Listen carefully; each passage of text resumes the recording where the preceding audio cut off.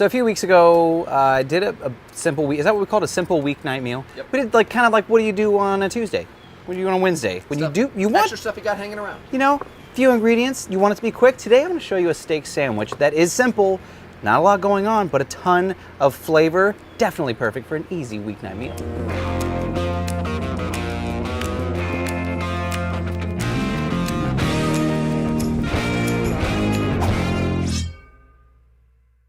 I'm going to start with tip number one. You've heard me say this one before if you've been watching the show.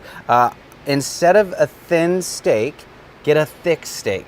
So you don't want to do like one steak per sandwich, like one steak per person. Get a big thick steak, serve it family style. So this is a very thick ribeye. I love the fat. Now I'm going two-stage seasoning here. I'm going to do steakhouse first and be generous because this is a thick cut.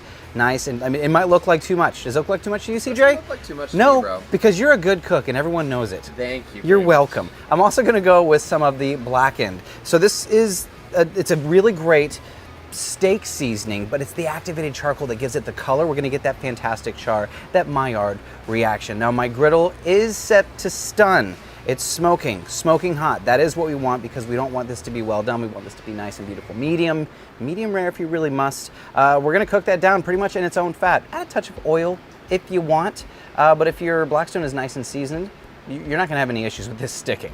Now it's time to get the rest of it. Let's get to our sauce first. Just like the steak, not a lot of moving parts. I have four ingredients here. I've seen some controversy in the comments, as I'm sure you have, CJ. Mayonnaise and steak. It works. It does work. It can if it's like the medium, like your base. Yeah. Yes. Okay, thank you. Caveat. The base of my sauce is going to be mayonnaise, but I'm going to go to Flavor Town with this. Actually, I'm just going to do this move. I don't want to get mayonnaise in my horseradish. I do not have an appreciation for the horseradish? Horseradish. Prepared horseradish, mayo, Worcestershire, and lemon juice. Love it. It's a great combo. It'll sing a song. A similar combo. Yeah. And it's money. I may or may not have taken this from your show after you took it from mine first. You know what you should do at the very end? You brighten it up with that lemon juice. What, buddy? Is that a little bit of Blackstone Steakhouse? Okay. Is that what you want to do? That's what you should do. Okay. I approve. I mean, it's not like I was gonna say that. Technically, I did say 4 ingredients. So you're telling me there's a... No. Precisely. Wrong show. Last thing I want to do is add a touch of seasoning. Good idea, dude. Hey, thanks. Hey, thanks, guy. Now, this is a really versatile sauce. No matter what kind of beef dish you're doing, this sauce is all kinds of money, all kinds of deliciousness. Now, the lemon juice is going to both give us a bit of acidity, which your palate wants, and beef fat really starts to break against acidity, which is great. It also is going to thin it out a bit, so you see we're in a bit more of a sauce lane. Not so much a spread. Right. Now, like the mayo would have been a spread. Adding the lemon juice here and the prepared horseradish, say that 5 times real fast, has a bit of consistency to it as well. Oh. Yep. But we're in the middle of filming. Just reach your finger in there. Just because we're friends. What else will we do? I have an onion. Is it time to flip yet? No, it doesn't sound like it. Huh. Doesn't sound like it yet. Beef fat starts to make this sound. It says, flip me. I'm on the box. Oh, dang it, wrong show. I've got a little bit of sweet onion. I'm going to do a little julienne here. Just a little slice, a little cut. Caramelized onions and beef, bro. There, see? You knew where I was going. Exactly. There is something magical about the aroma and flavor of sweet onions cooking in savory beef fat. I mean, it's hard to explain it. So I am going to flip, and hopefully we'll have some of this fat rendered out. Oh, and we do. Show me. New area. Oh, yeah. That's what we're talking about. This is why you want that heat setting all the way up, really, really hot, because we get this browning, this Maillard reaction, and that's going to be the star of the show. However, look at this. All of this fat.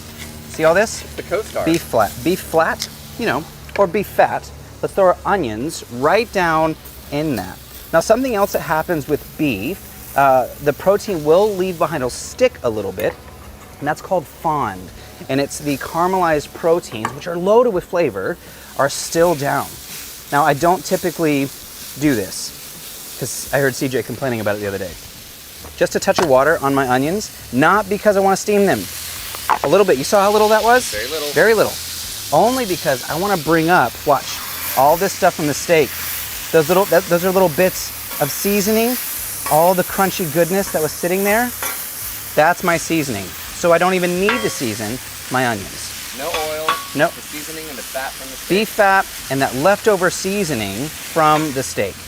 All right. So now you know what we gotta do, CJ? Chill. Nothing. I mean, I guess we could use a bread knife, cut up a couple of hoagies, make 2 sandwiches. A soft bread is good here. But other than that, we just gotta wait. We just gotta wait. Once that steak is exactly where we want it, we're gonna pull it off and let it rest. You do want to let this rest, but I'm gonna show you a trick for what to do with all those juices if you get impatient. But I do want to toast these buns, these rolls. Let's go ahead and slide our onions off to the slightly cooler side, and let's add our bread to start toasting. Now, once we've rested, here we are. This is what we're left with. Now, just for fun, let's cut right down the middle. You don't want to serve a giant steak on the sandwich. It's but, tough to...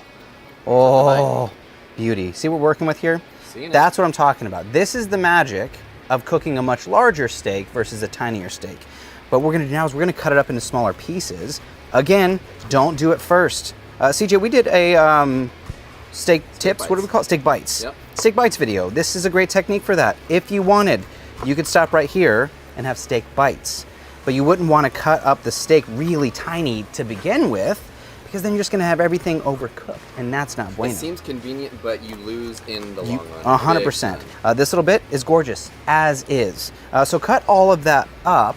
We're gonna pull the bread off, and let's make 2 little piles here. We're gonna add our cheese to start melting over that beautiful, beautiful beef. Now it's time to build. Let's put some of our sauce, some arugula, some onions, some steak, my friends. Like, this is the part of the magic trick where people at home don't realize how simple everything was, because they look at this finished thing like, oh my goodness, this is not a Tuesday evening. This is a restaurant. What am I, someone's restaurant in their backyard? Yep.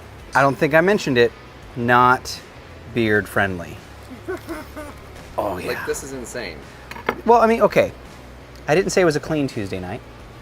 Yeah. I didn't say you might need a bath after. Oh. Good. But I mean, Night. all the Yep. yeses. I'm gonna get down on this. Here we go. Yeses. Oh, yeah, not clean, man. I'm not making That's this around. perfect. It's so good. You want one? Yeah. It's a phone. All right. Here's the thing. A lot of savory going on. I didn't mention it earlier. Arugula, if you've never had it, it's a very peppery green. It has a lot of savory flavor. That umami bomb of a sauce, savory flavor.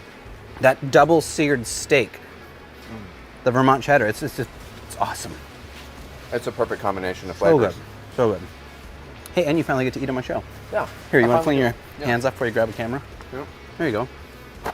Don't you know that we're best friends? There you go. So this is a fun one. Things to take away. Technique to take away. Thick steak so that when you cut it later, you can still have that medium rare, but get that second sear. Super fun. Cut up your steak into bits like this for a steak sandwich, because you know that it's the worst thing, CJ? You go to a restaurant, you order a steak sandwich, it's gorgeous. You take that bite and like And half it of it, all yeah, comes out? awful. Yeah. This, little nibs. Plus when they fall off, because you overfilled your sandwich, Yep. you get little treats. It happens. There you go. All right. That is fun. What did I call it? Easy weeknight meal? Yeah. I hope so. Let me know down in the comments. Would you like to see more weeknight meals? More simple, quick ones. I mean, there's nothing simple about this. Let's just be real. This is amazing. It's phenomenal. Simple in technique, but extraordinary in flavor. Exactly. Couldn't have said it better myself. Thank you all so much for hanging out. If you haven't yet, click the subscribe button if you're down on YouTube. If you're down on YouTube. If you're down, with you know, with OPP. Click the subscribe button. Leave us a comment. Let us know what you want to see. It's all the umami. it. Yep. Thank you so much for hanging out is what I'm trying to say. This is Cook, Eat, Repeat, where we like to help you become a better cook one recipe at a time. I'm your host, Chef Nathan Lippy, and I'll see you all in the next episode. If I can grab that last little, yeah, that's it. Bye.